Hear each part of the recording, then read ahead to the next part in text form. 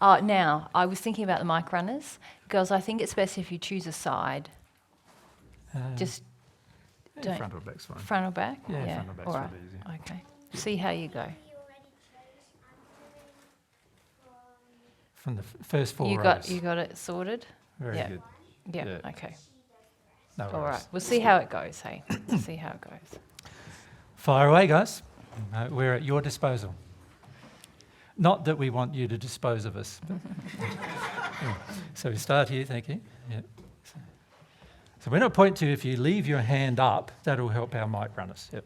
But you've just broken the first rule, Bex, of giving the mic to someone before we've indicated them. Yeah. Thank you. Okay. Okay, name? Sorry. Hannah. Hannah? Yeah. Yeah. Hi. Good. How does my emotional experience educate me about God's laws? All right, well, let's probably the best way to answer that, Hannah, is this is something that we've had to do at a lot of the groups we've been at so far, is to explain a bit about the human soul and how it works. Because it's very important to sort of understand God's design of the human soul versus your bodies. So as you might have seen me draw before, the human soul is a complete unit, and in your case, you've got a male attraction, right? So your soul looks like feminine and masculine qualities, and there's sort of half of your soul is very dominantly feminine, the other half of the soul very dominantly masculine, right? When you incarnate, you've seen me draw these things before probably, yeah? You've got your two bodies, and those bodies are created at conception. So you've got your spirit body and your physical body. They are genetically created through the process of your parents having sex and conceiving, and then of course these two bodies are created at that time. And the genetic structure is very similar, because if you pass into the spirit world, you want to be able to recognise yourself. And so when this body is no longer being used, this body, you want it to be recognisable to yourself. Imagine if it wasn't like that. It would be like a shock when you pass, wouldn't you? Who's this person I see in the mirror type of thing? Whereas the beauty of them having the same similar genetic structure means that you can recognise this is me still, right? And of course, the other half of the soul goes through the same incarnation process. Right? So,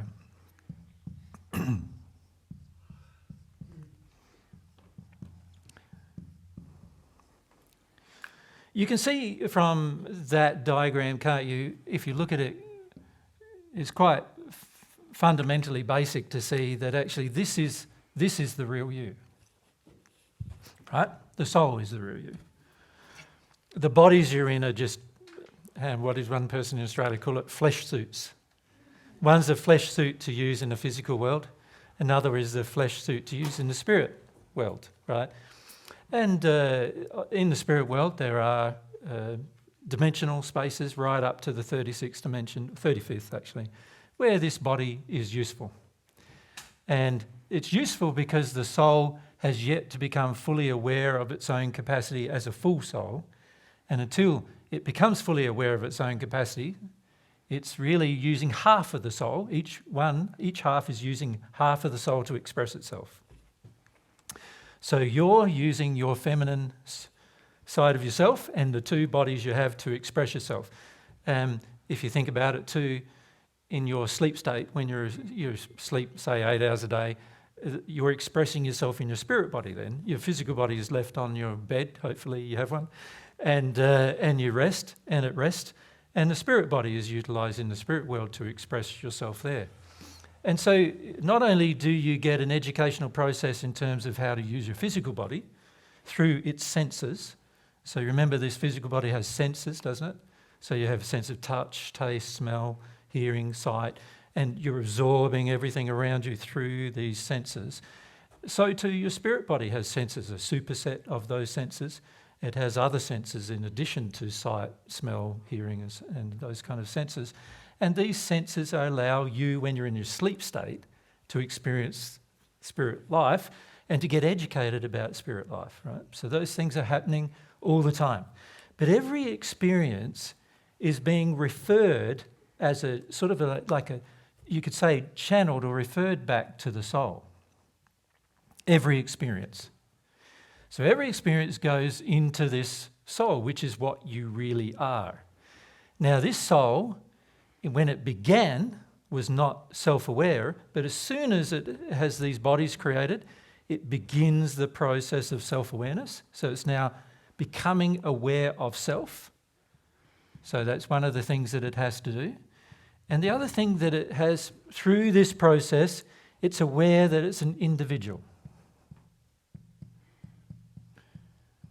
So it's aware the individualization process has occurred, where you're becoming aware, I am Hannah, whatever Hannah means, which is really, if you think about it, the sum total of your experiences, isn't it? And every experience comes through this process, through the bodies, through the senses of the bodies, and into the soul. And it creates responses in the soul.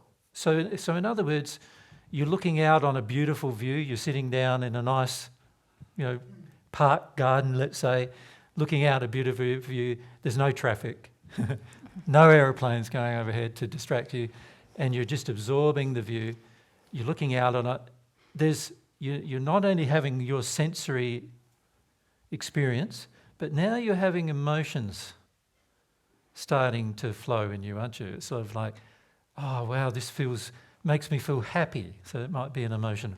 Makes me feel peaceful or serene or content or tranquil. These are all other emotions. You might feel the energy of the tree that you're sitting under or whatever, and you'll feel that and you say, oh, this feels regenerative. Like it feels like I'm getting healed even, that you have those feelings as well. So now from the senses, and you remember now you've got your spirit, physical body senses and your spirit body senses, and also there's soul senses, of which your emotions are a primary part, are all now going through this sort of total experience, immersive. You sort of feel immersed in it. It's the same feeling that many of you feel when you might go swimming or something like that, where you're in the water, it's a warm day, and the water's comfortable, not freezing cold, and you sort of feel this water against your skin and just relaxing with it. And particularly if it's a hot day, you feel relieved from the heat. So you're having this immersive, emotional experience. And God designed you to have immersive emotional experiences. That's the point of life, actually. One of the, happiness can only come from a collection of immersive emotional experiences. So your emotions are a part of the soul's function for you to be able to measure your experiences and to work out whether you enjoy them or you don't. So see, if you're having an immersive experience but it's terrifying, obviously you're not going to enjoy that. But if you're having an immersive experience and it's like happy and joyful and peaceful and calm and serene, then you're probably going to enjoy that. So you could say the soul, through the aspect, so the question you had was about emotion, right? What it's doing with your soul. So the soul experiencing emotion and using emotion to assess your immersive experiences that are happening in your senses, your sensory apparatus, your bodies, and even your soul has its own senses that are not included in these bodies. That emotion is what generates, you could say, your response to your experience. So it creates these experiences, of which you remember, because you've got your memory, which is also in your soul, and you remember them. It's not. It's interesting that a lot of people feel their memory is in their mind, but actually the intellectual memory is in your spirit body's mind, but all of the emotions associated with your memory are all stored in the soul. So your soul actually remembers everything, right? And your spirit body's mind really is the way in which the soul expresses itself emotionally through the two bodies. And the physical body's brain is mostly performing the physiological functions that your physical body needs to live and survive. So in other words, your physical body brain tells you when to breathe, when to eat, when to sleep, when to evacuate, when to, do all of these basic functions. And also it passes experiences through the oral and the sight, the ear, the hearing, and all of the other sensory apparatus of the physical body. It passes them through a cord into the spirit body, so the spirit body's mind can process them as well. And then that passes them through, this all happens instantly, passes them through to the soul, and the soul remembers the experience. So the emotional part of your experience is by far the most important part of your experience, because without it you wouldn't be able to choose what is lovely to experience and what is unpleasant to experience. And it is true that each of these bodies do have you could say physiological functioning that allows for emotion to be generated through the experience. So an example is in your brain you do have some chemicals actually that work, that as you might eat a food and you have the feeling of elation eating that food, and so that experience of, that food is lovely to eat, even though it might be bad for you, like sugar or something like that, will cause you to remember that. And then depending on the injuries that the soul has emotionally, it'll say, I'm going to keep doing that, even if it's bad for me, right? Things like that. So these bodies are basically sensory apparatus that God created to allow you to create experiences, of which all of the experiences will have a large emotional component. And the emotion is actually stored in your soul and remembered by the soul, so remembered by you, so that you can either repeat the action or you can say, that wasn't very nice and I really don't want to do that anymore. That kind of decision-making process. So now let's go back to your question. So let's, if you can say your question again. Els, just leave the mic with people Just leave until the mic Jesus with has people. finished answering the question, Dom. How does my emotional experience educate me about God's laws? Right. Can you see now, because you're having an emotional experience, when the emotional experience turns out in the long term to lead you to some pain or suffering, it's already educating you, don't do that.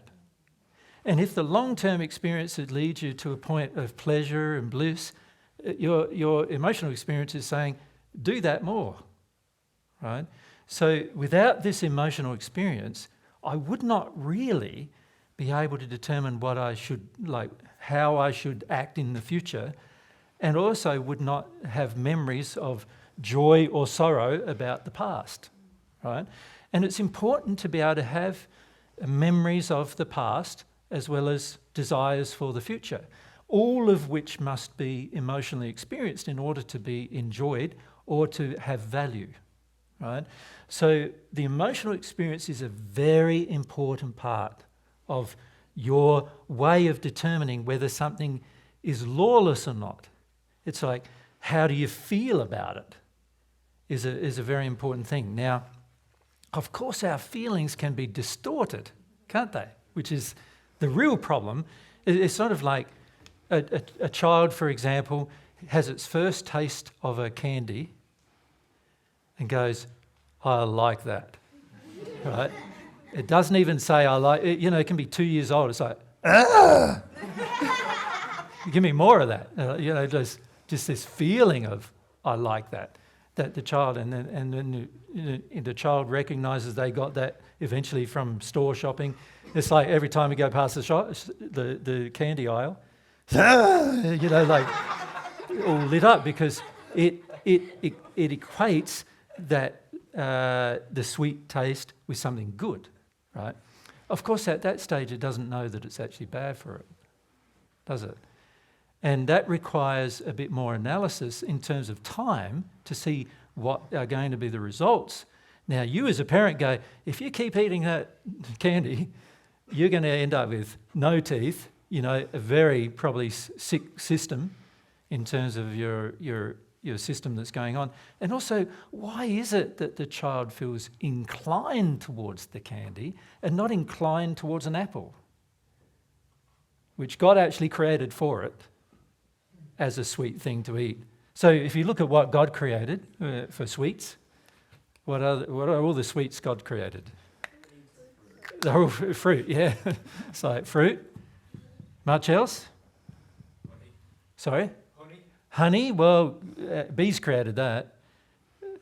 God created bees, of course. I'm not saying God didn't, but really honey is used by bees to keep its procreation process going with its progeny, right? So, sorry? Maple syrup. Maple syrup. Well, it comes from a tree, so you could say there's trees. In fact, in Australia, a lot of our eucalypts have honey as a part of the nectar that comes straight off the flower, and you flick it on your hand.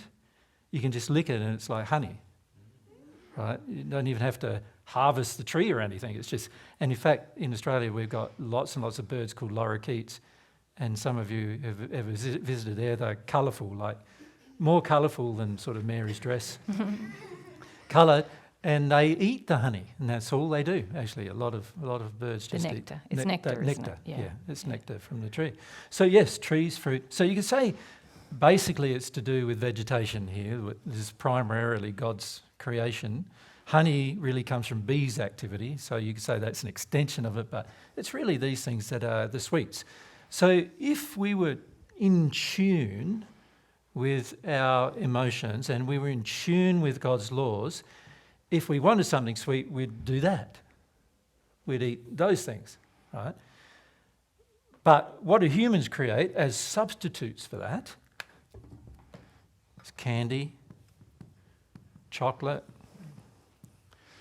and so forth, right? Now, they mimic certain functions in the brain that these things would also mimic, but they are also much more strongly aligned to emotional injury. So now a person with an emotional injury with regard to sweets is going to be more attracted to them than they are to them, right? But how the emotional experience will help us is as we eat more of this, what will eventually happen? If we eat more candy, chocolate and everything, to the point where we're eating it sort of every day, a lot every day, there's going to be a number of things that start happening to the physical body and also to the digestive system in the physical body that start causing you pain. So you could say, looking back on this diagram, the sin must be eating those things, because by engaging it regularly, it ends up with causing pain in my body. So this is an example of a physical law being broken. So as long as I can be sensitive to the pain that's in my body, I'll recognise the law. That's the point. But if I'm not sensitive to the pain in my body, I'll just keep ignoring its pain and just keep eating the thing that's bad for me more and more and more, right? Now, can you see the law it's already educating me, but it really gets down to how sensitive I am emotionally and also sensorially, like in my bodies, to realise whether it's bad for me or not. So this is how a person gets overweight and eventually really fat and so forth, is because of desensitisation to the process of what's causing me pain and suffering. Now, God created a system where He wants you to be sensitive physically, as well as, in your physical body, your spiritual body, which is also physical, as well as your soul. Now, a person who's sensitive in their soul, with their emotion, is going to recognise the law faster. So that's the benefit of having these emotional experiences. If you're sensitive to it, you recognise, I can feel the pain coming on even, and I go, there's got to be something wrong here with what I'm doing, right? And then eventually what that does is it helps me realise from a physical level, what I'm choosing to consume is actually causing me pain, causing the sensory experience of pain to my body, and therefore causing me the emotional response to that is going to be pain. I'm going to go, wow, that's not a good thing to do. And if I want to be healthy and I want to actually have nice things that are helping my body, then I better choose a different form of food in order to make that shift, right? So that's how even your emotional experience affects even the choices you make for your physical form. Yeah. But if you look at the other areas of life, so you look at the sexual area of life, you look at the spiritual area of life, it works in exactly the same way. So there are spiritual beliefs you can have that are actually going to cause you pain. So we talked about some of them in Portugal with a group about reincarnation and how it causes pain. The belief of reincarnation and why it causes pain. And then there's the belief, the Christian belief that Jesus died for your sins. That's going to cause you pain in the long term as well. The Muslim beliefs associated with feeling like you're going to, if you live a righteous life, you'll be rewarded with like many women in the spirit world. Like that's going to cause you pain too. Every false belief causes pain, and it's about how sensitive you are emotionally as how early you recognise it. So the goal God has is to help you not desensitise emotionally. What he wants to do is he wants to help you sensitise emotionally. But if you think about our childhood, often it was the opposite of that, where it's desensitising us emotionally. And so we're going to have to reverse the desensitisation of our childhood in order to understand when something is harmful to me and to actually feel it in our feelings, in our emotions. So, yeah, if you can be sensitive emotionally, it's a very, very good thing for you to learn the law, how to learn a law. Make sense? You have any more questions about that? I was wondering if you could speak a little bit more about insincere versus sincere emotion. Sure. So let's...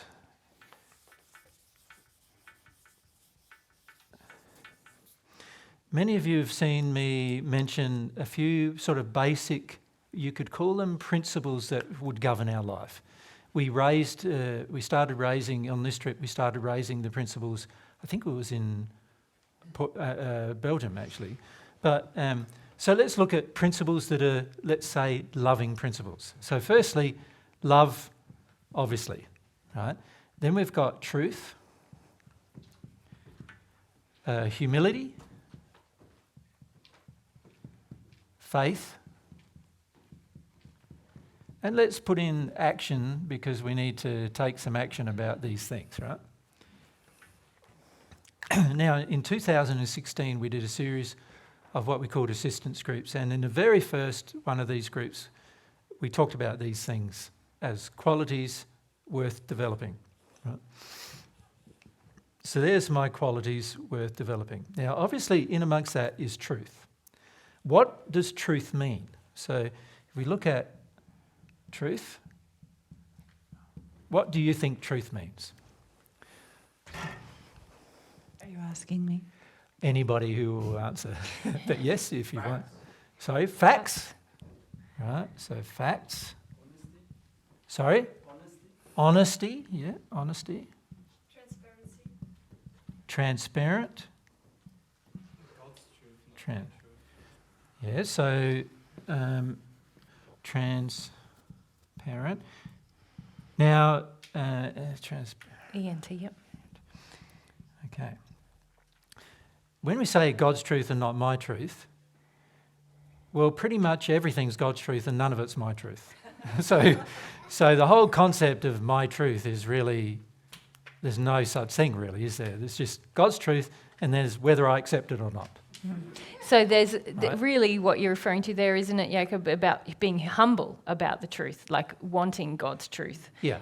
seeking truth in a humble way, isn't it? That's right. Yeah. Yeah. So you could say when it comes to truth, it doesn't belong to me. It belongs to God because God created it. God created the laws that govern what truth is and what the facts are. So, but we're looking here at the qualities of truth. Like, what does it feel like? Right? Facts is sort of almost without feeling, isn't it? Almost. But then if you look at some of these other things, you can start to see there's feelings involved, isn't there? Like honest. What does that mean? It means I've got to, so if we're talking about with self, I've got to be honest with myself. I've got to be honest about what drove me to an action.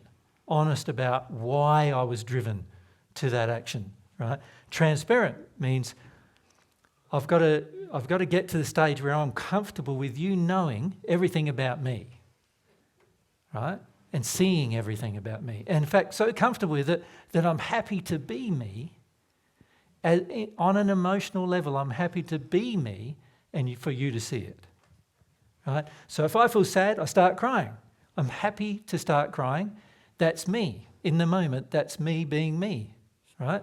So you can see that some of these things start to involve, don't they, an emotional experience. They're not just facts anymore, but they're actually emotional experiences that I will be happy to display. So you could say they're the facts of how I feel, is another way of putting it.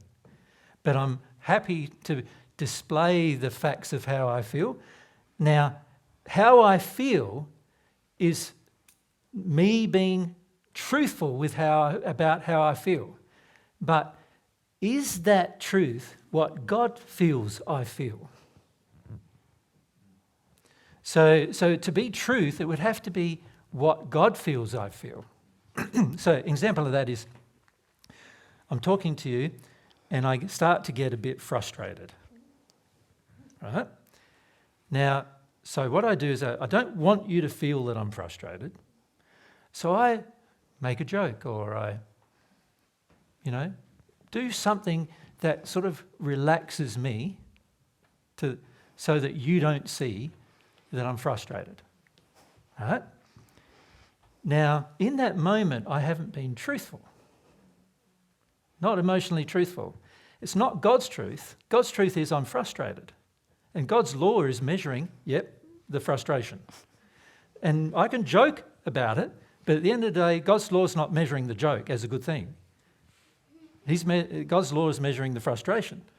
The joke is a fake. And anything fake, God's laws, every time we fake something, God's laws act in a corrective sense to it, right? And every time we do something in harmony with the truth of how we feel, then God's laws react positively to it. So a lot of people feel, if I cover over my anger, for an example, then it means it's good. But actually, from God's perspective, it's bad.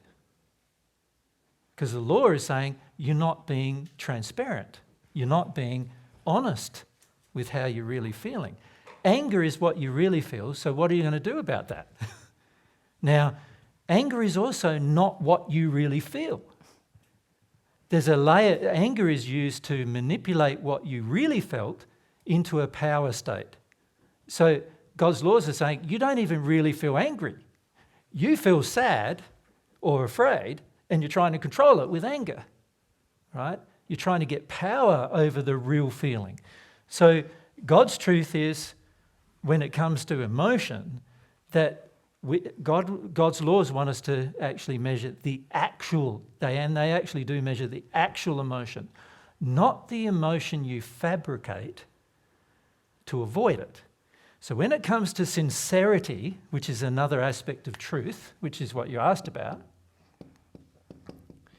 right? Sincerity is the feeling that how I really feel in this is what I am expressing emotionally. So an example of that with God is this. Let's say inside I've been taught all my life that God's sort of like a punishing God. God made hellfire torment me when I pass. And on top of that, if I do pass into hellfire, in the spirit world, then it means that I'm going to be there forever. And I've been taught this as a child. Now, any child who's taught this is going to finish up mistrusting God, right? for sure. Because you're thinking, well, God's like this nasty person who's going to hammer me into submission forever if I do something wrong. It doesn't feel fair, but it also, so I feel God's unfair, God's unjust, I can't trust God. That's my true feeling. So someone comes along, like Jesus comes along and he says, you need to be responsive to ask God for love. But my sincere feeling is, God's a mongrel. That's my feeling. Like, everything I've learnt from my childhood is that God is terrible. God's punishing, wrathful, vengeful, nasty, right? Nasty piece of work is generally what a lot of people in their heart believe, right? So why would I want to do that? So it'd be far more sincere to talk about those emotions with God and say, I think you're a nasty, vengeful, wrathful God, and why would I want a relationship with you? Than it would be to try to fake a feeling that you don't have. So that's the difference between facade and sincerity. Sincerity is you don't fake what's actually there. Your emotional state, whatever that is what you present to people, but also to God. It's the same in a partnership. So if I'm upset with Mary, I don't go, oh, Mary, everything's fine, and make out that I'm not upset. I'll have to say, I'm upset, and the reason why I'm upset is because of this particular problem. I need to say it, rather than fake. And sincerity, which is an aspect of truth, will cause me to do that, will cause me to be honest in all my dealings with everyone. Yep. Does that answer your question? Good. Okay. Who's next? Yep, if we come this side here. Keep your hand up, remember. Sorry. I have a question. Can you fully repent even though the people that were affected by your sins are still in pain? And then, for instance, my young child, can I truly be happy even though I can see him still in pain as a result of your sins? Yeah. Very good question. Let's have a look at it. Okay.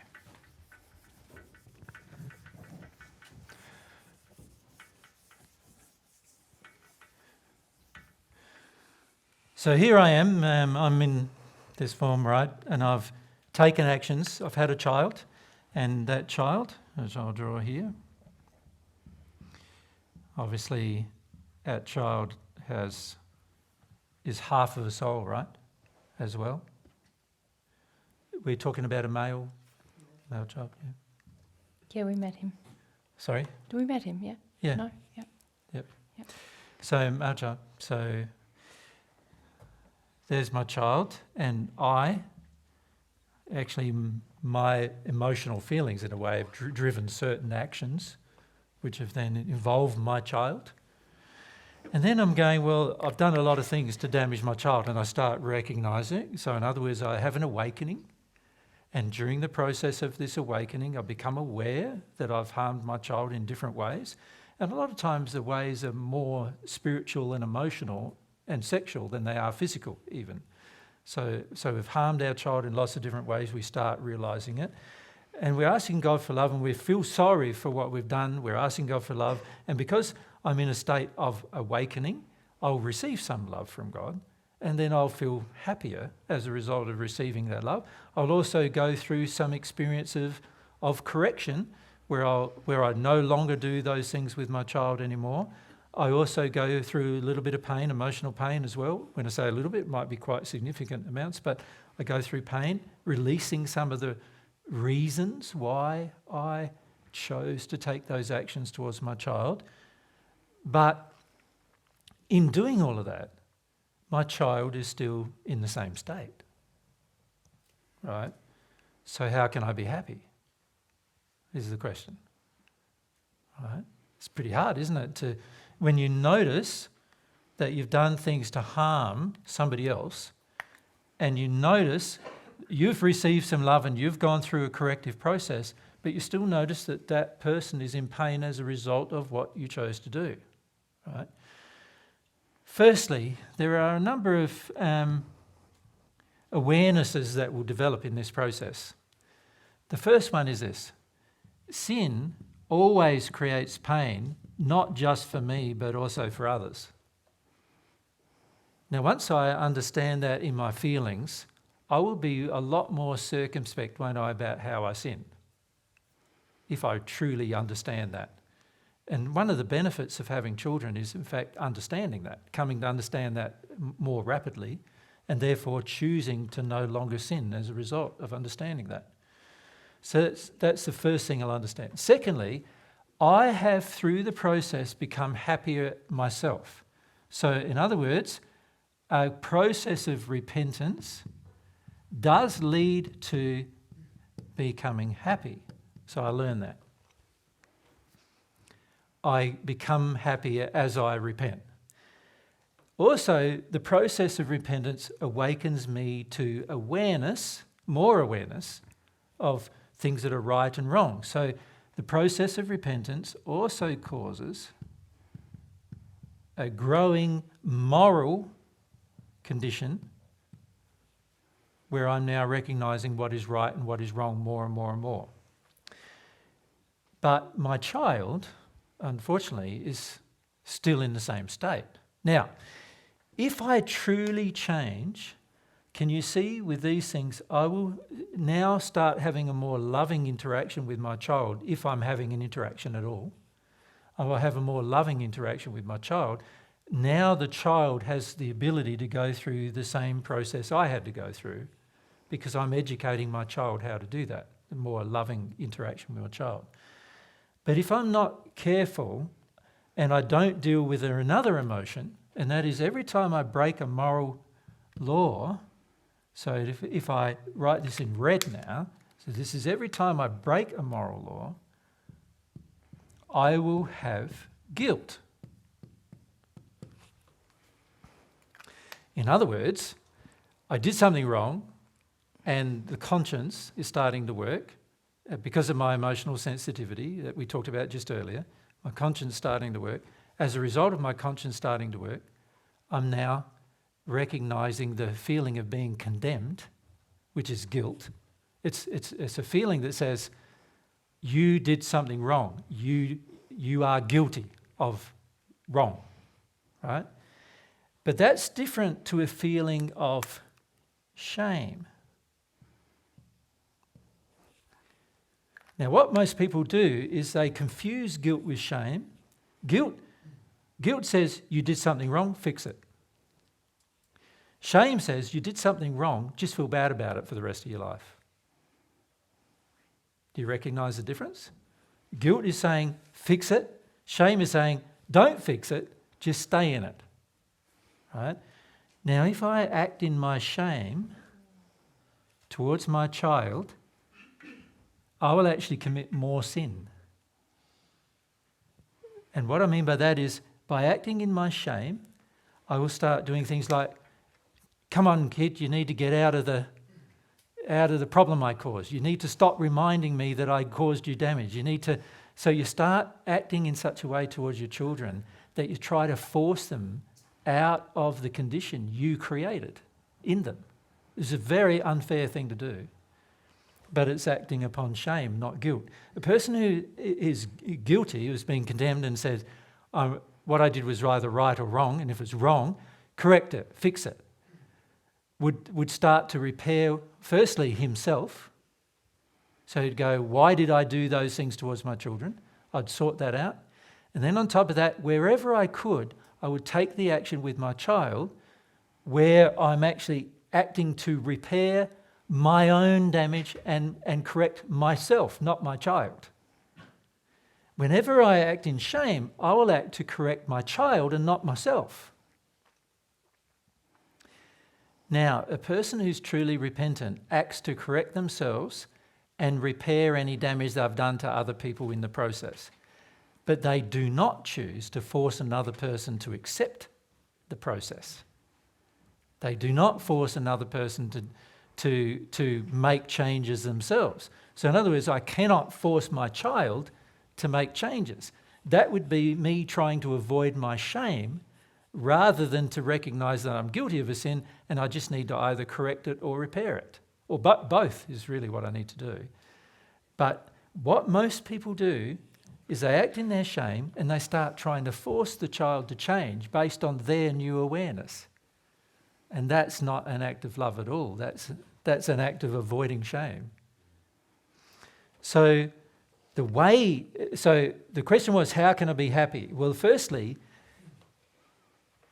if you act in harmony with guilt, which says you did the wrong thing, and you try to correct or repair the damage to your best ability, then you can be happy because you're doing your best now to fix the problem.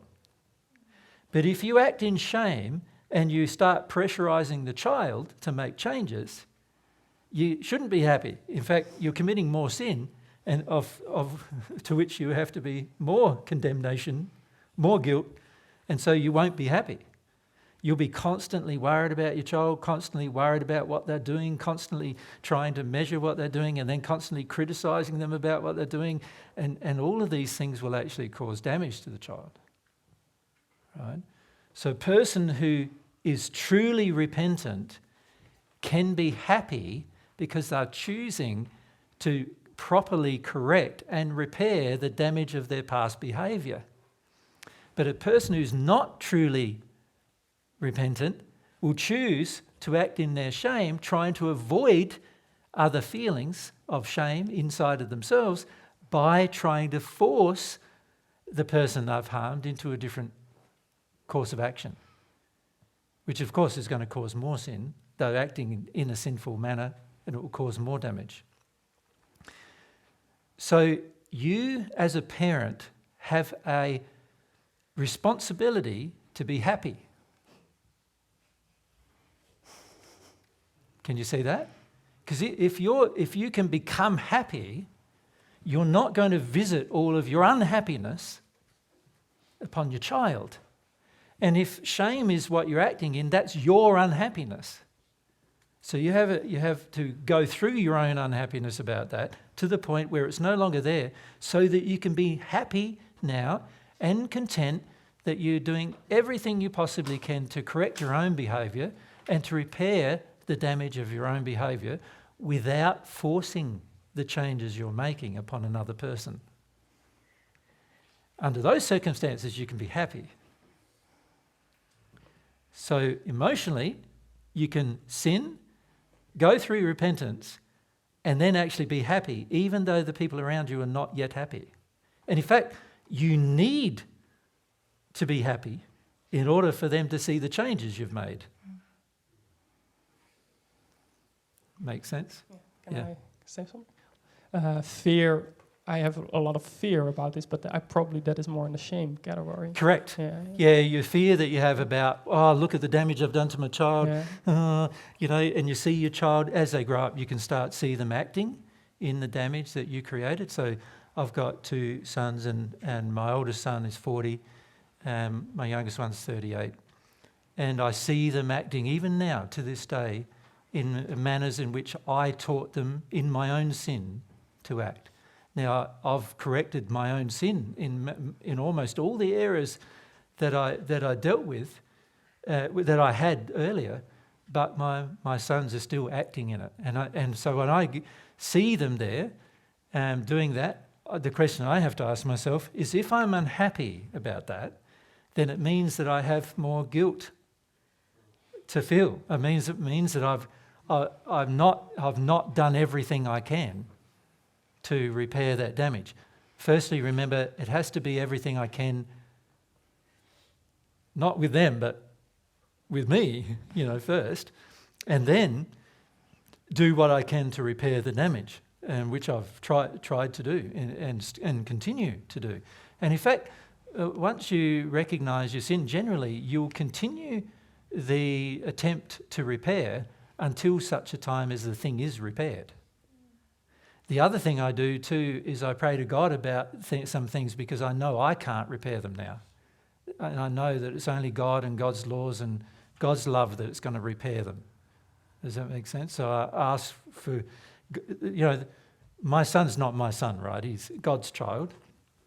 And all I did was, brought his two bodies into the world. I didn't bring him there, just his two bodies. And so he's not my son, he's God's son. And so at some point I've got to recognise that I damaged God's son. God's sons, two, in my case, two sons. So I damaged two of God's children. And at some point, if I'm humble and I'm working my way through that, I will get to the stage where I no longer feel guilt anymore, which means my process is complete, right? And on top of that, I will be happy because it's a responsibility for me to be happy, so I can mirror to them what they can do if they want to be happy. That makes sense? Thank you. Yeah.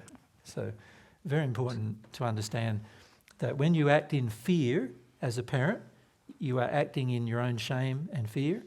It is going to damage the child further because any fear is the opposite of truth. So you're going to harm the child further. Yeah. Good.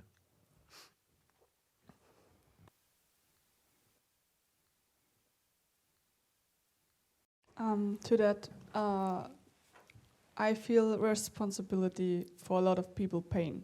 So, like in this case, probably a sin. But some people I don't know and I want to feel the pain of it. It's also like an addiction. But it's also... It's an think addiction, yeah. It's from my mom, and I think she uses a lot of shame till this day. Yeah. And like it's that a coping mechanism, or I don't know how to call that.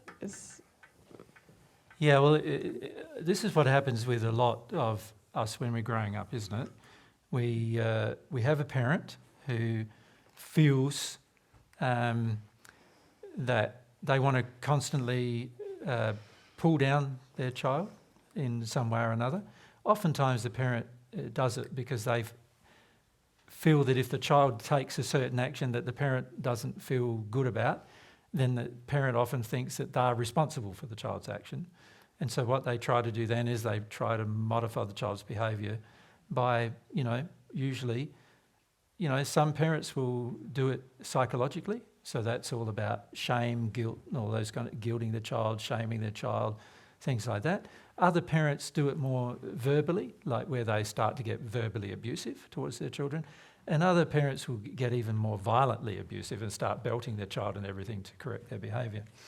So the problem often is that as a child, so if you're the child of this parent, so child of the parent, and you're feeling this barrage of emotions coming right from a young age, and they're entering your soul, right? Your half of the soul. And that then causes you to believe that to make the parent feel good about themselves, you've got to take a number of actions, right? And unfortunately, the parent now has trained you to have an addiction, to be responsible for others. Does that make sense? So now I've got this addiction to be responsible for others. So, and in particular, anybody who reflects a similar attitude or feeling as my parents' pain, I will be in particular attached to having the addiction of being responsible for them. Try to fix it, or like to be the how do you call it, the cause of the pain. Well, yeah, the parent's really fundamentally saying to this child that it is the cause of the parent's pain, and then the child has to change its behaviour in order to change the parent's feelings, is really what the parent's saying. So the parent is basically training the child to actually have an addiction, which is, by the way, a sin, right? And the addiction is to feel responsible for people other than itself. You see, fundamentally, the only person you really can change is yourself. And in fact, it's a lack of humility to believe you can change anyone else. That makes sense to everyone? It's a lack of humility to believe you can change anyone other than yourself, right? So if I'm truly humble, I would go, look, the only person I can change is me. I can't change you. I can influence you into change, potentially, but I can't actually make you make the change. So I can make suggestions. I can talk to you about some truth that might help, but I can't physically do it myself. I'm not capable of doing it myself. A lot of parents want to believe that their pain is caused by their child. And this causes the child to set up an addiction to believe that it's responsible for its parent's pain. In the process of feeling responsible, it develops an addiction in its childhood that then as an adult it feels like, I've got to keep doing this, I've got to keep doing this, I've got to keep doing this, because if I keep doing this, eventually these people will be happy with me. I get love. I'll get love from them if I keep doing it, yes. But it's not love, is it? No, because if it was love, they would love you no matter what you did, right? So it's not love. It's just the parents wanting the child's behaviour to change for the parent's sake, right? Now, that's an addiction, and it's going to have its own pain. And the pain is every time you meet a new person, they've got a certain type of sadness or a certain type of fear or a certain type of rage that matches one or both of your parents. You'll feel inclined to do things for them and save them from themselves, and Even feel feelings for them. try to feel feelings for them. Yeah. Cry and Yeah, all sorts. You'll feel inclined to do all of that, not being aware that actually it's an addiction and therefore a sin, right? And it's going to cause you trouble, this sin, because you're going to disconnect from yourself and your own changes in preference to connecting to other people and their problems, which you can't change, right? Because the only person that can change the other person is themselves. It's in my brain. It's easier to help someone else than me because I. Well, this is also what happens over time, is it's easier to, for most people, what happens is this. Instead of me here developing a love of self, right? So,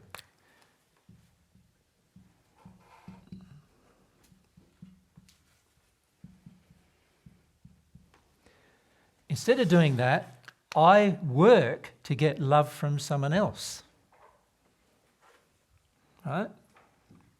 Because that person taught me that's how you're not going to get love until you do what I want. And in fact, if you don't take on responsibility for my feelings, then there's going to be the opposite of love. There's going to be punishment. And so it creates a double problem where you get sort of positive reinforcement, if you like, for taking on the pain of others and feeling like, I've got to help solve that problem emotionally. And then the kind of negative reinforcement, if you like, of like, if I just do my own thing and feel my own feelings, everybody's very angry because I'm not sharing in their experience. Mm. Yeah, I'm not allowed to feel that because everyone needs me. Yeah, well, you get to a stage even where you completely forget yourself in almost every circumstance if you're not careful. And that's going to have its own pain as well associated with it. So that tells you that it is an addiction, and also that you're avoiding love of self, which is actually a big thing that most people avoid. They would rather have someone else love them than to let everybody else off the hook for loving them. And instead, they love themselves. Do you follow what I mean by that, Isabella? Yeah. I do. It's sort of like, if I let Mary off the hook for loving me, then she doesn't have to love me anymore, does she? It's the fear of being alone. It's the fear of being lost unloved them. by everybody. Yeah. But also, I don't want to develop a love of self, because that would let everybody else off the hook for loving me. Yeah. If I love myself, then I don't need Mary to love me, and I don't need you to love me, and I don't need anybody to love me if I love myself. But a lot of people, when they contemplate that, they go, but then what's going to happen? Nobody's going to love me. But actually, love is a gift, and sooner or later somebody's going to come along who actually does love you. and they'll love you not because of anything you've done for them or anything else, but because they want to give you that gift. You follow? And also God created us to be okay alone. And a lot of us don't believe that anymore. Yeah. It is inevitable that you will meet your soulmate in your future. It's inevitable. But God, between now and then, if you live in harmony with God's principles and laws, and in particular in harmony with his standard of love, you won't be unhappy, right? You can become happy even though you've not met your other half yet, right? So the only reason why we don't become happy is because we generally start relying on other people to love us rather than developing a sense of love of self. Now, for me, this was really tricky. Like I remember in my 30s, I went through a big experience with my family where my whole family rejected me, and because I left their religious faith, and they just all rejected me. And I came to realise that actually I didn't care about myself as much as I thought, because I was so distressed by the fact my family didn't love me anymore or didn't care about me anymore. Now, once I worked my way through that, I came out the other end of that feeling very happy. And to this day, my family don't care about me, by the way. So they haven't really changed. But to this day, I'm happy now, right? So my love of self has grown. Not perfect yet, but it's getting there. But I've got enough love of self now to not really worry about what they feel about me at all. I don't even think about it anymore, about what their feelings or thoughts are about me. I'm aware of what they are, but it doesn't bother me anymore. Yeah. That sounds lovely. Yeah, it is lovely, because it means that I'm not waiting. You know, it might take, who knows, it could take them 1,000 years to love me. You know, in my first century life, my father didn't love me very much in my first century life. Whole of my first century life, my father, Joseph, didn't love me much at all. He was very hard on me, critical. He wanted me to be a warrior, like a fighting messiah is what he wanted me to be. And he was quite angry with me a lot. He was also on the Sanhedrin, which was the 70 men who basically led the nation by the time of my death. And that was the Sanhedrin that condemned me to death. And even though my father wasn't involved in the vote, he wanted to be on the Sanhedrin that condemned me to death. So his feelings towards me weren't that good. After I passed, and he had some realizations about myself as a person and my care of others and so forth, within the next 12 to 15 years, he changed completely. So by the time he arrived in the spirit world, because he arrived in the spirit world well after I arrived, he arrived in the spirit world about 18 years after I arrived in the spirit world. And by the time he arrived, I could give him a hug and he could actually hug me and feel love for me. So, but all of my life up until then, he didn't care about me at all. Yeah? So he was more forceful with me, and in my childhood he actually put me through some things that resulted in my torture as a young child even. So there was lots of feelings that he had about me that changed over time. But if I had taken some responsibility for his feelings and tried to take responsibility for his life, what I would have done is every time my dad wanted me to do something or be something, that's what I would have done. And it would have destroyed my relationship with God completely in that process. So my real father, I would have had no relationship with at all, because my other father, the one who created my bodies, he wanted me to do something completely different. So this is the danger of not having some sense of self and love of self and getting into this addiction with your family to please them all the time. And that applies to husband and wife, partner as well. You know, the danger of pleasing them all the time without it being a desire just to give them a gift rather than just feeling the need or the guilt of pleasing them, is you enter this addiction that in the end detunes you so far away from yourself, but also away from your relationship with God as well. So that's why it's such a big thing to address. Yeah. Makes sense, Isabella? Yeah. Yeah, thank you. We just go across to Emma as well. And if you're by yourself and you can't satisfy that addiction with physical people, you do it with spirits. Well, you often do it with your children next. Okay. Yep. So if you have children, you set up the addictions with your children, which is obviously also a sin.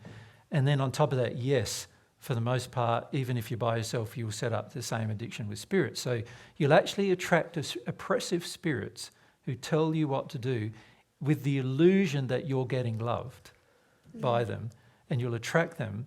And in the process of attracting them, they will get in your head a bit and tell you what to do with your life and so forth to please themselves. And you'll be very tempted to do those things. In fact, some people we've met even believe those spirits to be God, telling them what to do. Yeah. Yes. So. And you've told me that I had spirits with me from early in my childhood. Yep. So is it a similar dynamic with them? Well, you think about your relationship with your father, right? Yes. You know your relationship with your father is one where your father was quite oppressive, telling you what to do, very disappointed with you when you didn't do what he wanted. Does that make sense? He was setting up things thinking he's helping you, but really he never asked you whether he was helping you. But he's thinking self-righteously, I'm helping my daughter, helping her out. So this is what he's doing.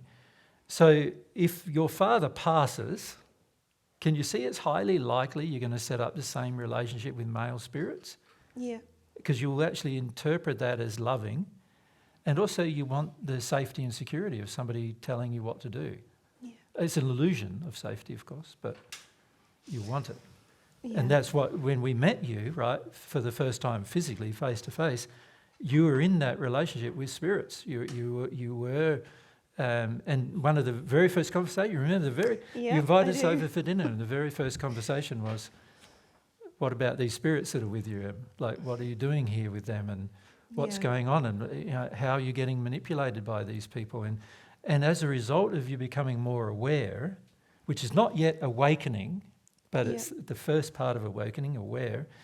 By becoming more aware that it was not a good thing, you started becoming also more aware of how they were influencing you. Yeah. And this is how you become aware of, they're trying to set up my relationships. Yeah. My very last relationship, they set up altogether. Yeah. You know, you become aware of these things through a process of discovery. Yeah. Yeah. Yeah. And the difference between awareness and awakening, I can feel now, but I can't tell what I'm doing wrong exactly. That's There's right. That's something right. That's the wrong, difference. But I can't tell Yeah. what it is, and so if I can't tell what it is, then I don't have the incentive to stop it, or I That's don't know how right. to stop it. So you could say aware is just going, something's wrong. You know, like that's aware, right? I'm now worried that something's wrong, but I don't know what's wrong, Yeah. and I don't know why it's wrong, and I don't know how it's wrong, and I don't know what's really going on yet. And so you're going to discover all of those things down to awakening. Now, notice I put 10 there. Like I did that on I did purpose. notice that.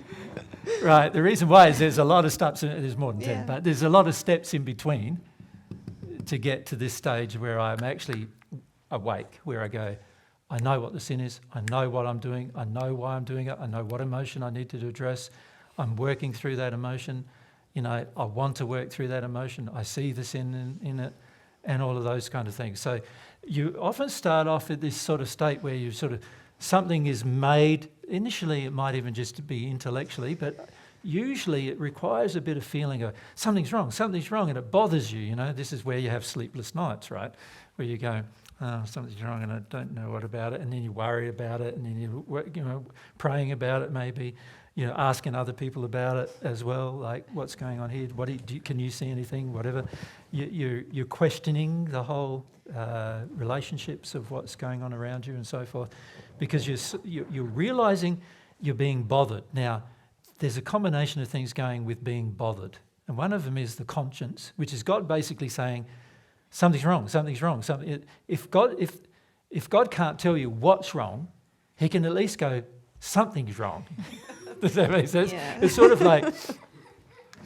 like you think of, you own a car, right? Yes. Yeah. So you're driving along on a road with a car, and it's sort of like wandering over the road a bit. So it doesn't go where you point it. Yeah. Sort of like, like driving itself, it almost seems to be. Well, now, I'm not talking about these new self-drive ones now. I'm just saying there's something wrong with the car. So something's wrong. Yeah. So that's this point. Right? Now, it's easy for somebody to tell you something's wrong. It's easy even for you to recognise something's wrong. Yes. It's much, much more difficult to recognise what is wrong. Yes. Right? That requires a number of things on your part. If you think about it with a vehicle, you're driving along, it requires maybe a little experimentation. Yeah. It requires somebody giving you some extra knowledge. It requires you understanding what might make a car, wander over the road. Because there could be all sorts of things, couldn't there? There could be just loose wheel nuts on your wheel, and in the next 5 kilometres it might come off. Or it could be, wheel alignment, or what are called tie rods that control the angle of the vehicles on the road. Yeah, and I have no idea what those things are, so I'd have to find out what are those Exactly, things. exactly. And so most of us go, let's go to an expert. So we go and we take the vehicle to, a mechanic, and he tells us what's wrong, right? So you can also do that. You can go to somebody who you believe is an expert. But the trouble with that is that it's not very self-reliant. Yes. And not very self-responsible. It's also, you're making a dependency on the person. Yeah. So now you're dependent on them telling you things, which when it comes to your soul is a dangerous thing. I need the education so I understand. Yeah, So I don't do it again. That's a part of this process. So once you become aware something's wrong, you've sort of got this thing going, wrong, but I don't know what. Now that's going to motivate the desire in you, potentially, to discover what, which is a very good thing to do for yourself. This is something every person needs to do for themselves. Yeah. That makes sense? Yes. Yeah. So this process of awareness is just that initial something's wrong, right the way through to a complete awakening, which is I know exactly what is wrong, I know exactly what to do to fix it, I know exactly why it's wrong, I know exactly why it's a sin. I don't want to do it anymore. Yeah. That requires a number of steps in between.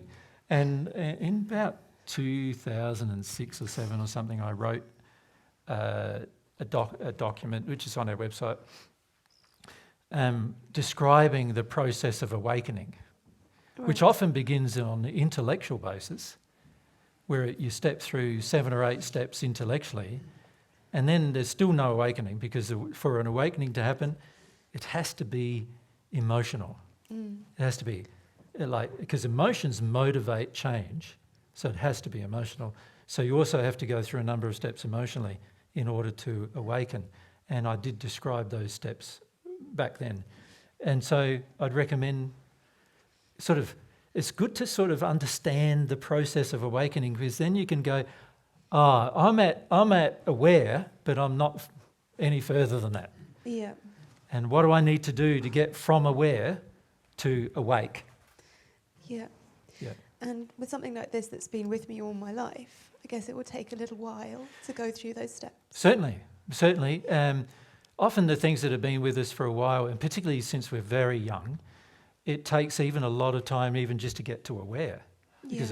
And usually after we get to aware, it's a lot easier because a desire develops to awake after we become aware. But for many of us, it's like, and this is the case for most of you, you're not even aware of your sin yet, let alone awake to it. You follow? Because to be aware, become aware, you've got to know something's wrong in a situation. And frequently I see most of you acting in disharmony with love in a situation without seeing anything's wrong. Is this where the sensitivity comes in? Where the Sensitivity. emotional sensitivity. Yes, to help with the awareness. It helps. The conscience helps. We talked about the Yeah. conscience a lot in Portugal, and also I think we started that discussion in Austria, didn't we? So conscience helps a lot. There's also, obviously receiving love from God also helps, but of course you can't receive No. love from God until you awaken to some sin. So it's sort of like you've got to go through the process first. Yeah. So that helps a lot. But also having honest, truthful friends can help you a lot. You know, people who care about you and love you, who you can sort of ask questions, just like going to a mechanic. But you just got to be careful of coming to rely on them. And so for myself, I've not had that in my life, like anybody I could sort of rely upon to tell me truths. And so I've had to come to a strong reliance on the conscience in order to hear God's truth being shared. And so when it comes to the operation of the conscience, I'm very focused on it myself, because that's like God's your friend, sharing facts through, truth through the operation of the conscience.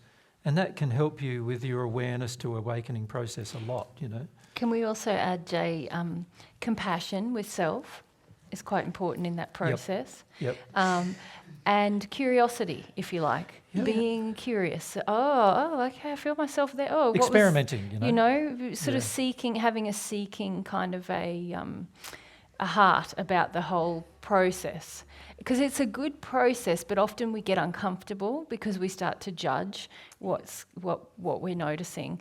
But actually, if you can stay soft in that process, it's so rewarding, because each new part of the awareness or the things that open up, now I understand myself so much better. Oh, this is why my life has gone like this. It's quite a good process. Yeah. Yeah. And when it comes to judgment, it feels like I'm getting judged a lot by the spirits. Well, you are. So Spirits around you generally, if they're in a codependent addiction with you, they don't want you to change. And so they're going to do things like try to undermine your change. It's And- not a true judgment, because they're quite happy with you in that process. It's Yeah. just more trying to shame you, if you like, back into your old behaviour. Yeah. And I've Yeah. been realising like I've been agreeing with that. And Yeah, now I'm yeah. trying to not agree with that. But that's a part of the And get process the- of becoming yeah. awake. Yeah. You go, I was doing this and I'm not, can't do that anymore either. Yeah. And I'm doing that. And God wants you to go through the process yourself, because if you do it for yourself, you'll become very, very awake inside of yourself. Yeah. That's why he doesn't want, God wants the process to be voluntary on your part, because he knows that if it's voluntary and you do it for yourself, you'll not only end up with getting rid of the problem, but you'll end up with a great degree of confidence that you can solve any problem, which is obviously very important as well. Yeah, I did feel like that. I didn't want to become dependent upon you, but like you are the source of truth. So I need the truth, but not to be like asking you everything. Yeah, you say that, but actually when I did share with you about this stuff, you completely denied it at the beginning. So That first dinner, I said I was just completely under the influence. I couldn't I know. Yeah. I know what was happening. But can you see how what I'm saying is you can even think yeah. that, Jesus has actually shared some truth with me, but the reality is most of us don't even believe that in our heart I'm not in the moment. Sorry, I'm not fully accepting it. No, because at the end of the day, you have to go through an experience to know whether it was true or not. Yeah. And once you started going through the experience, you go, this is what he was saying, right? Now I get what he was saying. But that's a part of the awareness. One of the beautiful things about awakening to your own sin is that you become awake to others as well, as a part of the process. And that's really handy when it comes to dealing with your own sin, because then you start to be able to determine what is my sin and what is the other's sin. Yeah. So in other words, just earlier when we were talking to Isabella about her need to, do things for others, feel guilty about, others, you can start going, do I have to feel guilty about others? Well, that once you deal with that sin of feeling guilty, you'll recognise the sin of the other person demanding that you feel guilty. Does that make sense? Yes. It's only by you going through your part that you start to recognise, oh, there's the other half of that. Yeah. I have found that really confusing. Like, what's my fault and what's their fault? Like, whose sin is this? Yeah, and that's not going to be happening here. That only happens here. Okay. Yeah. So I'll get there. So you've got to be sort of, as Mary pointed out, loving to self, patient with self.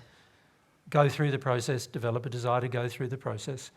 But you've got to let yourself go through the process. Stay engaged Stay in the engaged, process. yeah. A lot of people start to be aware, start the process, and then go, oh, I'm backing out. It's harder to back out once you've had initial awareness, but it's possible. Once you awaken, now you can never unsee or unfeel the truth. Yeah. Yeah. Yeah, it does feel like up and down with it at the moment. Yeah, well, in amongst here, you'll find there's certain, you would say there's certain sins of your own as to the reason why you do a thing. Yeah. And so an example is you might be pandering to spirits, like in terms of doing what they suggest, but you have your own reasons for doing that, And during the process of becoming aware, you go, here's a reason why I'm doing that. I like them interfering with my life because it makes me feel maybe more secure, more financially secure, makes me feel like I'm not going to get in trouble. There's all sorts of things that can be reasoning that you start working out in the process of becoming awake. But once you are fully awake, you will not do it again. You will not want to do it again. You'll feel sorry about all of the actions taken, and you'll correct them. So in the process of awakening to a certain sin, you're sort of finding other sins along the way. And then are there sort of like just usually a few main sins, and then sort of all the others are sort of tributaries from it? Yeah. Okay. Yeah. That's the beauty of awareness, is that the aware to awakening process is you become so aware that you can feel the little tiny sins in everything you do as to why, what motivation, why you do it, why you want to do it, how it feels. You become aware of all of that and where you've been doing it, every time you do it, everything. And when you say you become aware of it and you feel it, I get like sometimes like a shooting pain here or like a feeling here. And is that sort of, is that how the conscience communicates, like through different feelings in your When you say soul? the conscience, God communicates to you via the conscience. So God can tell you at any time what is wrong. The real issue we have is listening. It's a lack of emotional sensitivity most of us have, and most of us have had that because of childhood experiences. The lack of emotional sensitivity that occurs causes you to no longer be able to listen clearly. So God's always trying to share truth via the conscience. Whether you hear it is really a function of how sensitive you are. And so one of the goals God has with us is to make us more sensitive, to help us become more sensitive people. And that sensitivity is like the whole of your physical body, spirit body, like... Well, your soul, really. Soul. Because God communicates to the soul. Yeah. Via the conscience, yeah. Okay. You're in a panic now, Em. Can you reckon? Yeah. Yep. So a lot of your questions now are being driven by the panic. Can you see that? Yeah. Yeah. I want to know it all right now. Yeah. And this is another thing that, understand, fear is a feeling you're going to have to go through. At the moment, you're trying to avoid it. Now, when you try to avoid fear, you start asking lots of question after question after question after question, but you're actually not feeling your fear. And your fear is what's stopping you from understanding.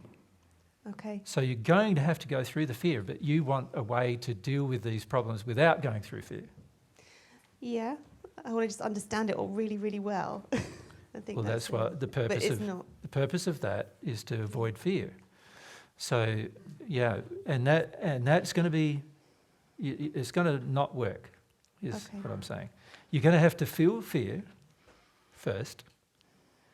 Right? And this is about emotional truth. You're going to have to go through the feeling of fear. Then all of this mind thing you're doing will sort of all dissipate. And you'll trust the emotional process rather than going through everything in your mind all the time. Do you follow? Yeah. Yeah. But your dad taught you to use your mind all the time. Yep.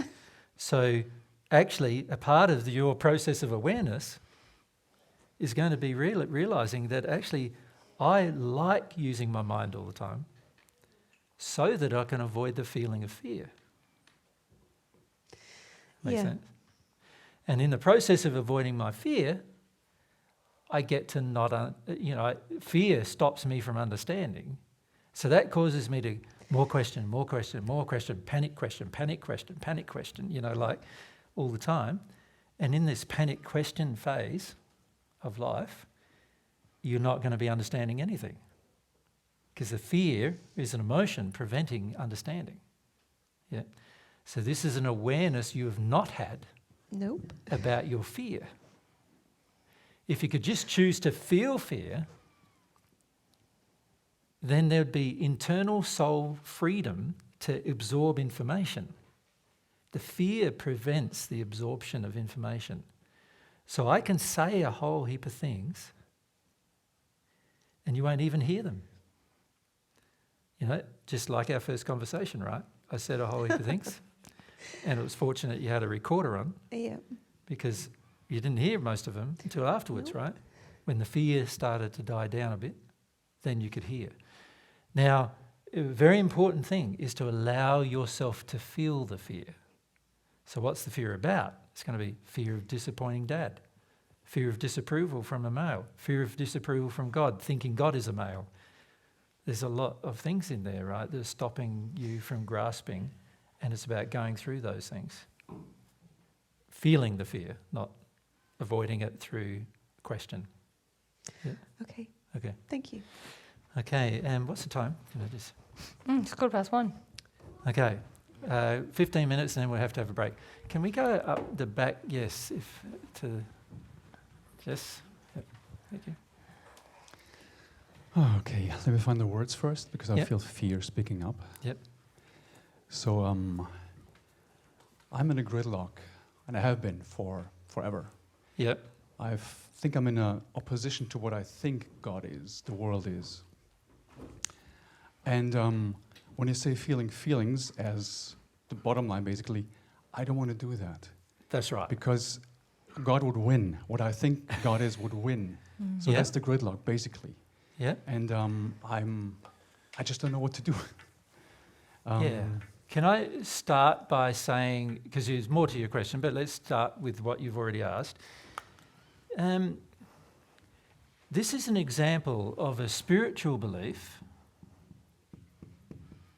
or you could say a spiritual sin, causing emotional beliefs, which are also sins. Right?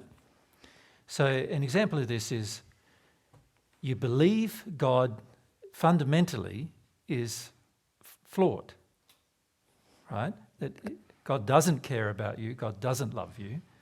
So these are spiritual beliefs, which are actually sins. So there's pain associated with these beliefs. Pain associated with these beliefs are, I can't trust God. I can't listen to God. I can't ask God for anything.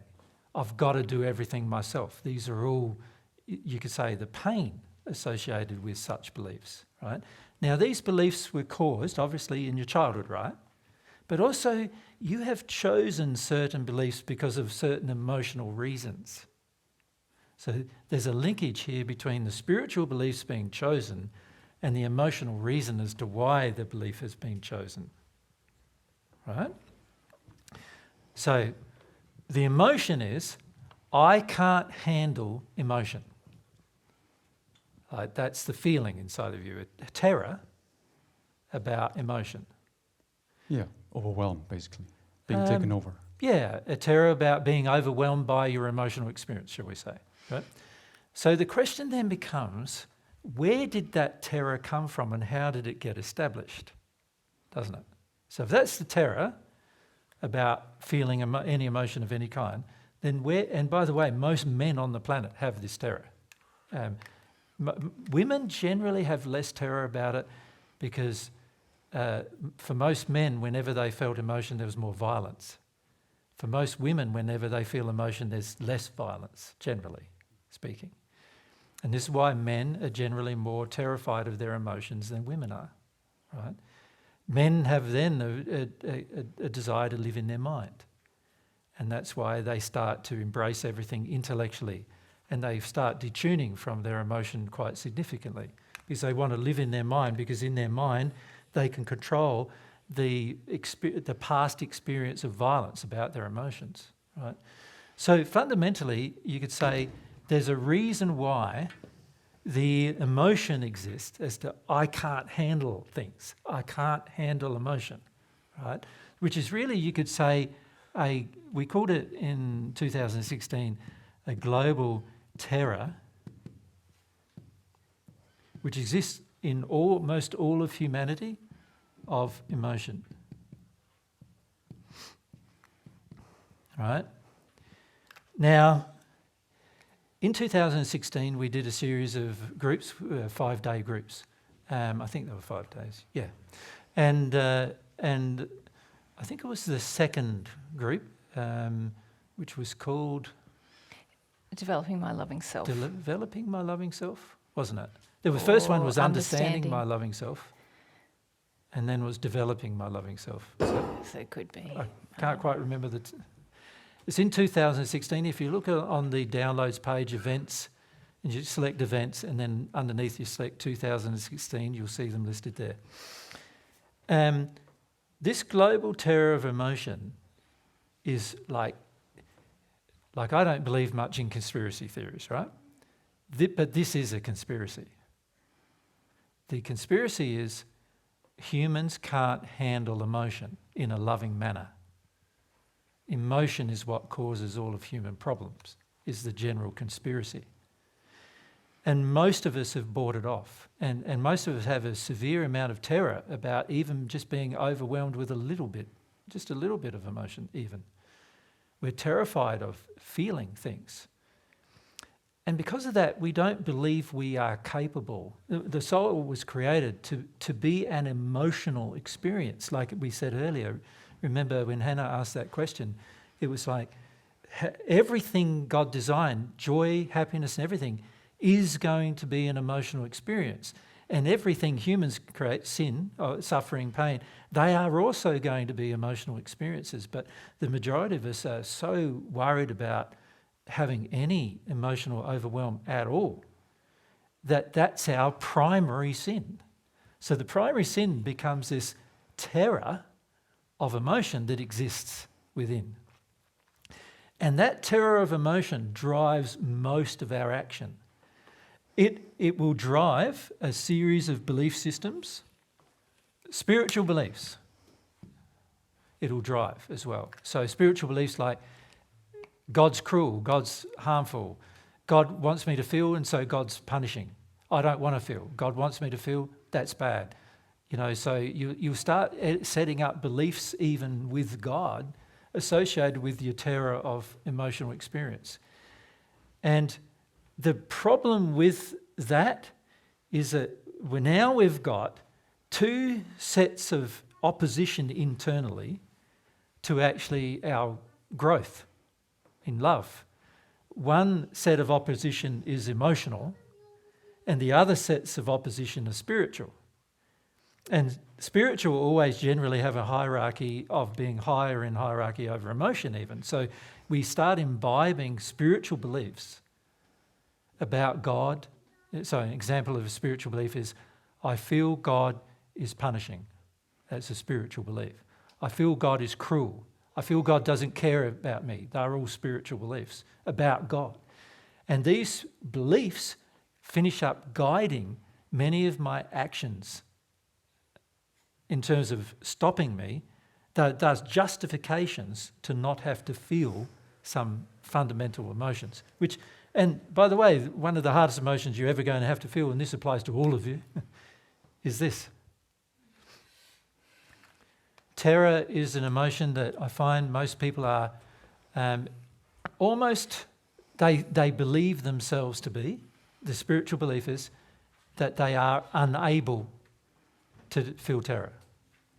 That it's the thing you must avoid at all costs. Terror is the thing that must be avoided. And so anything that says, I need to feel terror, automatically we're starting to go, that's wrong, that's bad, that's not right, we start treating it as if it's a false belief, right? And in the process of doing that, we're justifying it. And in fact, what most people don't realise is that terror, for most people, terror is just like a bit of a mound inside of their soul. But we turn it into a mountain by having these additional beliefs associated with it, right? So instead of it becoming just an experience I'm going to need to go through for a few weeks or a few months, and maybe even a year or two, like you might have to feel terror every day for a year or two, let's say. Because you think about childhood where it's violent, it was violent for 7 or 8, 10 years, 12 years, maybe 15 for some people. Then there's going to be a fair bit of terror associated with that violence, right, that they're going to have to experience now as an adult. That's sort of locked at that age, and you've got to become comfortable with feeling it, right? Once you feel that you can handle terror, you'll feel you can handle anything, right? And that's the beauty of being able to go through the emotion, is once you realise you can go through terror, you also realise you can go through any other emotion too. So my experience of terror has been, I had terror for nearly 6 years, had to feel for 6 years. And during that phase, I came to become very, very comfortable with feeling any other emotion as well, right? So that's the beauty of doing it. But it takes, this terror is actually infecting your spiritual beliefs. And that's why you said what you said about God and your feelings about God, is because this terror of your own feelings is actually creating in itself intellectual beliefs which support the suppression of the terror.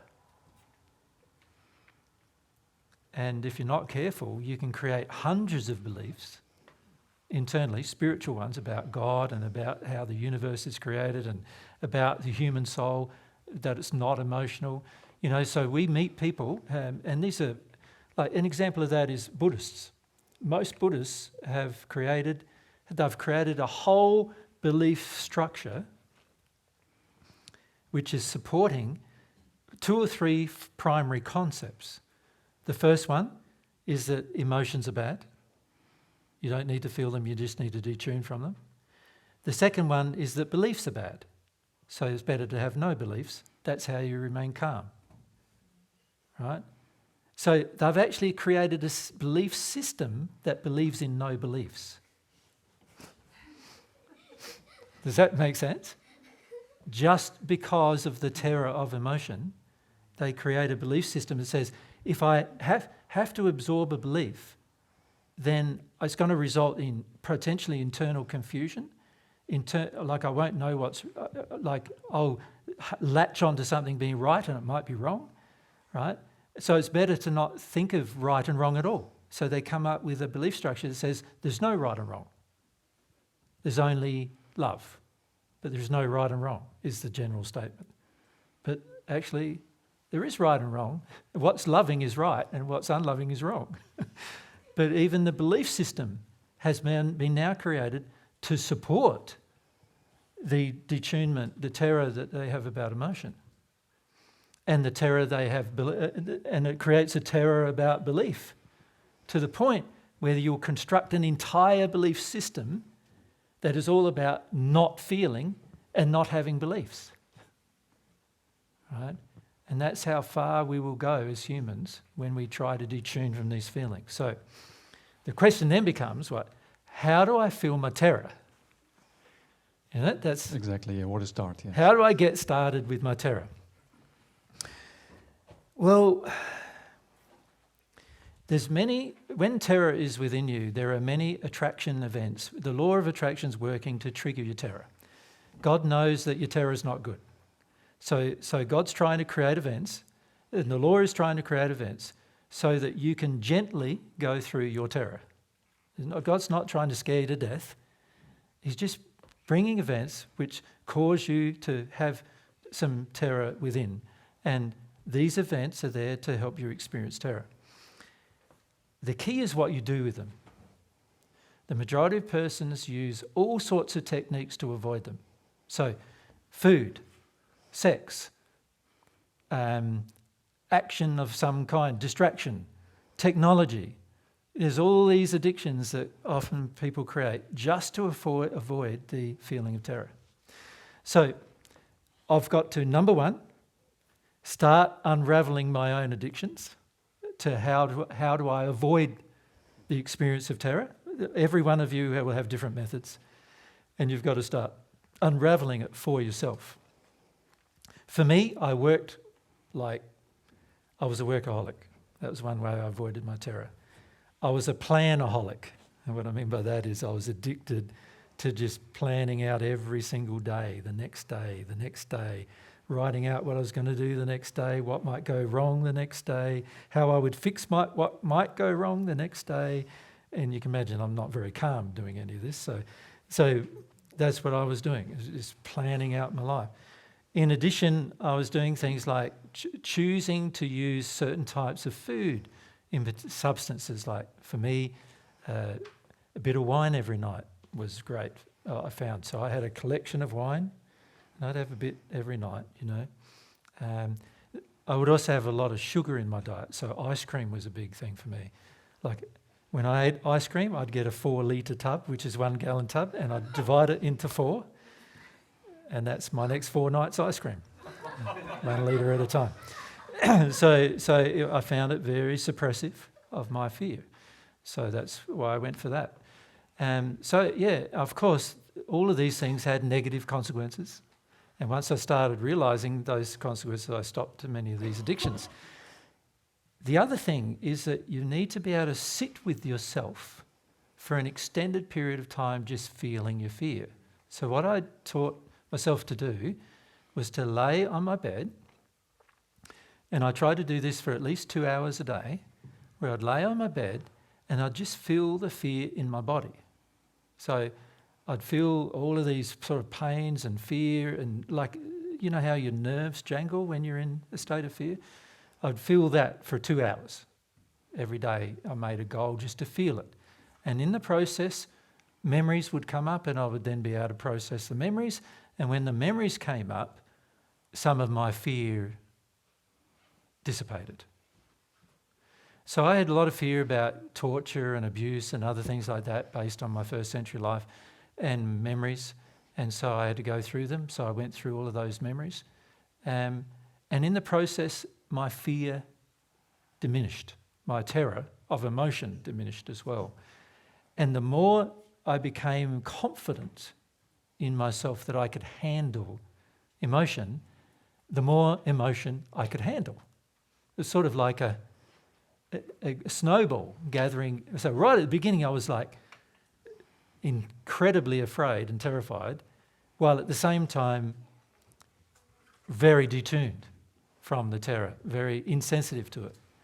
And then as time went on, what happened was I became more and more in tune with it. I started to feel it in my body, to the point where I could every day for a couple of hours just feel my terror and also go through memories that caused that terror to exist, to the point where those memories went. I experienced them rather than holding on to them, and as a result, the terror diminished. Does that make sense? It does. There's just like one big complication. Like I don't want to do that, so to say. So I have to force myself. I have to kind of like, doing the good thing is something that is a should. There's a should attached to that. I should be doing that. Yeah, now this is a very good statement you made. I don't want to do it. Yep. Very important to recognise these statements. I don't want to. So let's look at I don't want to, shall we? Yeah. Right. What am I really saying?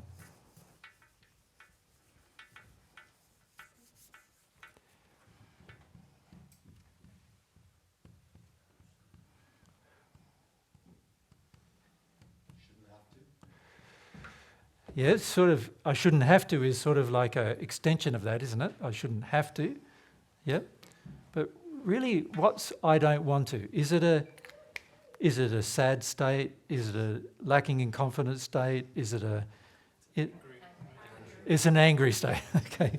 So really, I don't want to is anger. Right. Okay. So basically you're saying, I'm angry about having to. Yes. Yes?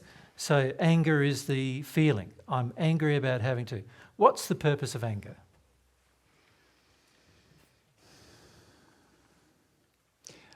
Actually, many things. The one thing is like the loneliness coming up when I stop, so to say, serving my addictions, or like, thinking, planning, whatever. When I just stop, one of the first things coming up is like loneliness, just emptiness. Okay, so That's one purpose. what's the purpose of anger really, if we look at it, is to gain power over other feelings, isn't it?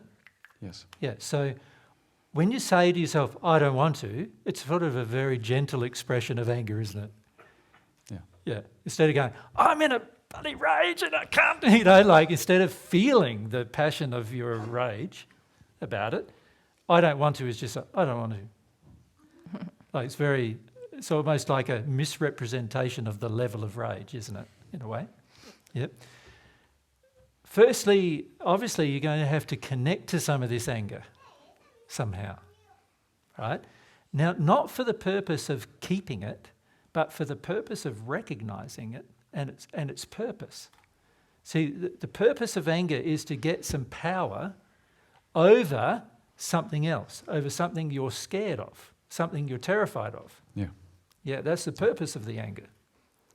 So unless I start seeing the relationship between anger and my sin of trying to get power over other emotions, unless I recognise the purpose of anger, I'm going to feel very justified to keep on doing it. And if I keep on doing it, nothing's going to change, right? So I need to start seeing that anger is a fruitless emotion as well. At some point, I need to recognise that. What it gives me something like, there's something I can do actually. I'm not just like being overwhelmed or taken over by some outer force, so to say. Yep. I'm not just being a slave and a servant. Yeah, but it's interesting you keep saying, remember that is your false belief about God. God doesn't want you to be his servant or his slave. He wants you to be a self-responsible, self-actualised individual. But your false belief, which is he wants me to be his slave, is actually really your anger telling you a false belief so that you don't have to feel, so you can feel power over your terror. Right. So you keep mentioning the false belief, but in your heart you know it's a false belief, right? I hope it's wrong. Otherwise, I just have to kill myself or whatever. Or hope I'm gonna.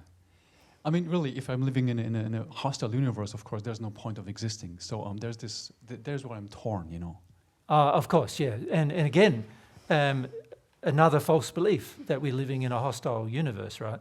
I understand it, but can you see that also comes from your childhood? I figure yes. Yeah.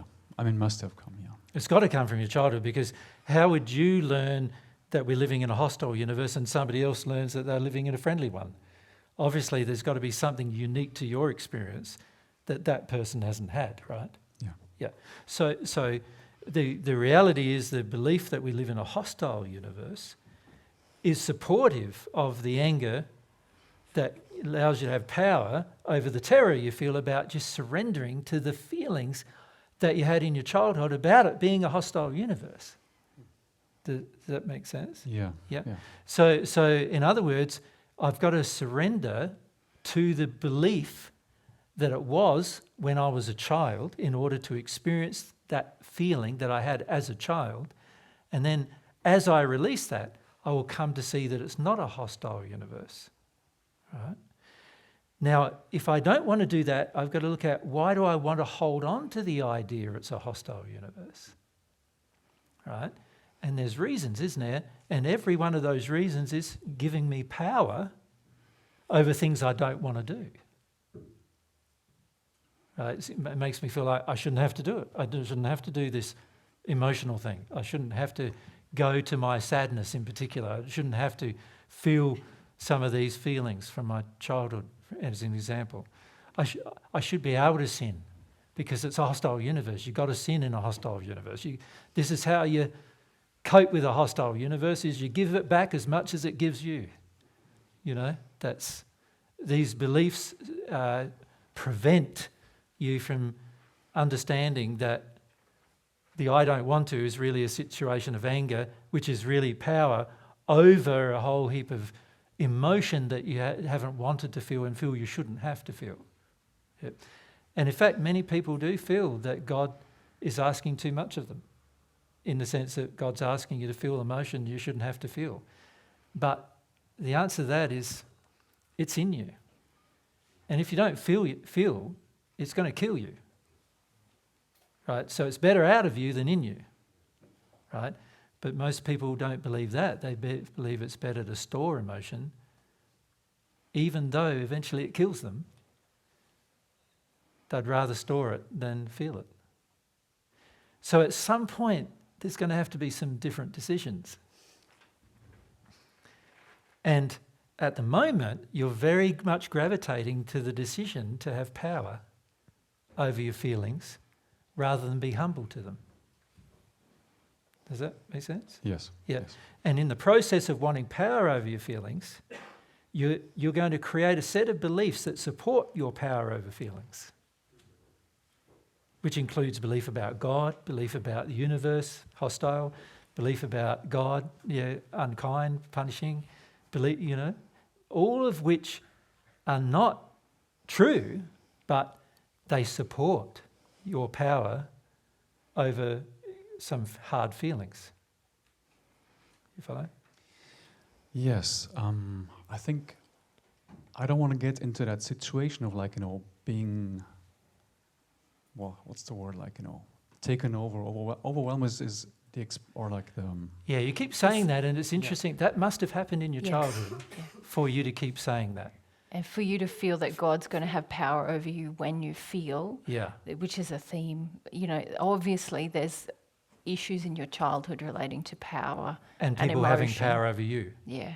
And people taking power over you. Yeah. People wanting you to be submissive to them. We And also, otherwise you wouldn't keep saying the same words all Yeah, the time. my right? basic feeling is I'm food. I'm just a function. I have to function, otherwise I'm whatever. Yeah. It's not about me, and it's can you very just hold the mic a little closer? Oh, yeah, It's- sure. It's hard Yeah. to. Yeah. even my will to exist, so to say,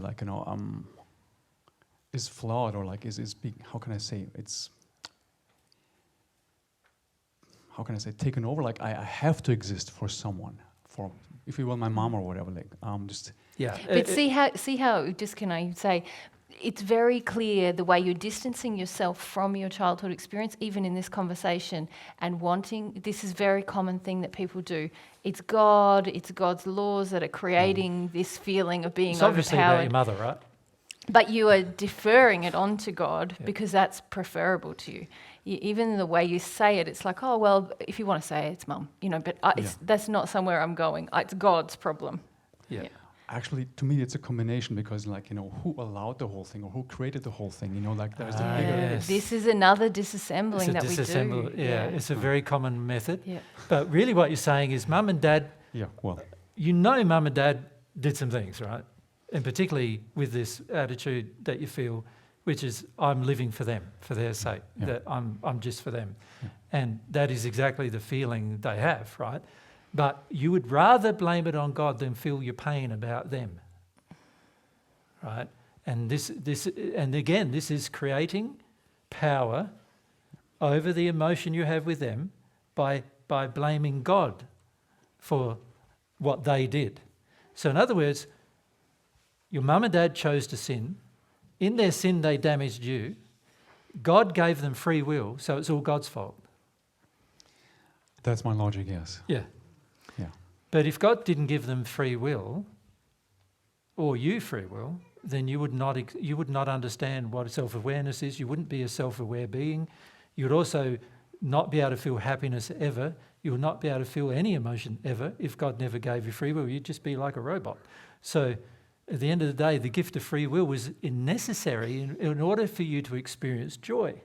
But the trouble with the gift of free will, you could say, if there is a trouble, is that humans use it badly. So who are you going to blame for humans using badly? Are you going to blame humans, which are the actual cause of them using it badly, or God?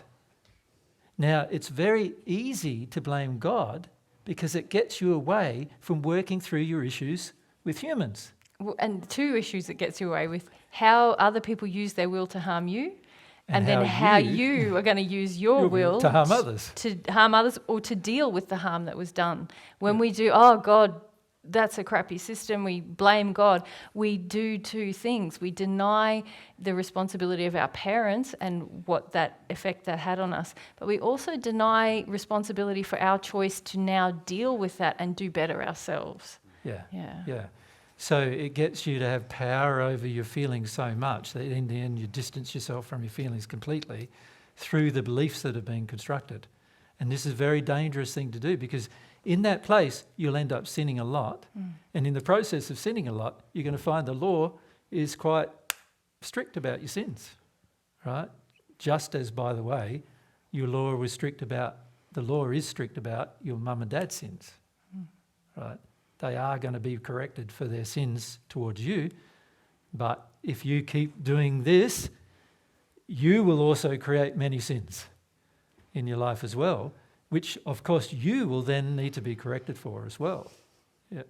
So this is where it gets down to the fact of, it's like, at the end of the day, God demands, the law demands that I feel my stuff. It demands it. And it's going to demand it whether you will like it or not. So at some point, you've got to reverse the construction of beliefs that support you avoiding and actually start imbibing beliefs that support you dealing.